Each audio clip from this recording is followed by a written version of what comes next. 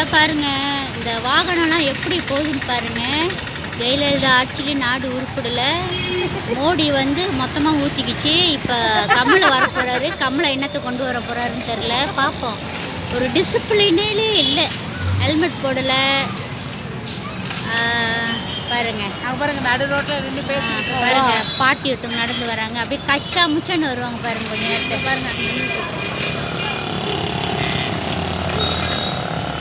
நடு ரோட்டில் நின்று பேசிக்கிட்டு இருக்கிறாங்க. அதுதான் பாட்டி ஒருத்தவங்க நடு ரோட்டில் நின்று நடு ரோட்டில் பேசிகிட்டு இருக்காங்க. பாருங்க எப்படிலாம் வர எப்படி போகிறாங்க பாருங்க ஆளுங்க, மக்கள். டிராஃபிக்கே இல்லை. என்ன மேடம், டிராஃபிக் ரூல்ஸ் கிடையாது. டிராஃபிக் ரூல்ஸே கிடையாது. டிராஃபிக் ரூல்ஸே கிடையாது. நாடு என்ன ஆக போகுதுன்னு தெரில பாருங்க.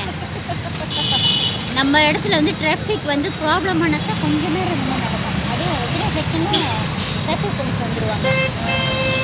பாருங்க பாருங்க. ஆனால் இந்தாலே இந்த கார் இருந்தால் 5 நிமிஷத்தில் வந்துடணும். நான் வரவே இல்லை, 4 நிமிஷமா. அங்கே நம்ம கிராப் புக் பண்ணால் 2 நிமிஷத்தில் வரும். இங்கே வருது பாரு. நம்ம இடத்துல கிராப், இந்தியாவில் ஓலோ கார், ஓலா கார். பாருங்க வாலிபர் பாருங்க, வாலிபர் யாரும் சலிக்கல, பார்க்குற மாதிரி இல்லை. பாருங்க, அவங்களும் கொஞ்சம் வயசு வாலிபர்கள். பாருங்க எப்படி இருக்காங்கன்னு.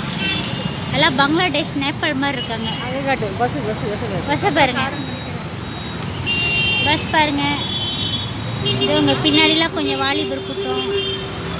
இதெல்லாம் கடத்தெரு. சுற்றி பாருங்க. 3 நிமிஷம் இருக்கும். வந்துட்டாங்க, வேறு இப்போ தான் வந்துருப்பாங்க.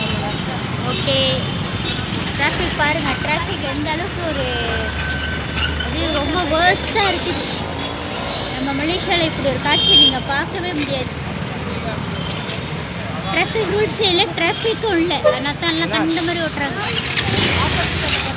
பஸ் பாருங்க, எல்லாம் பஸ்.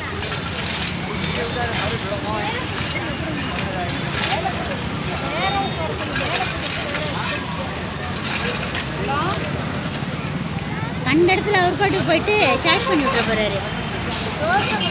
ட்ரிப்பல்ஸ் பாருங்கள், மோட்டோ பைக் ட்ரிப்பல்ஸ்.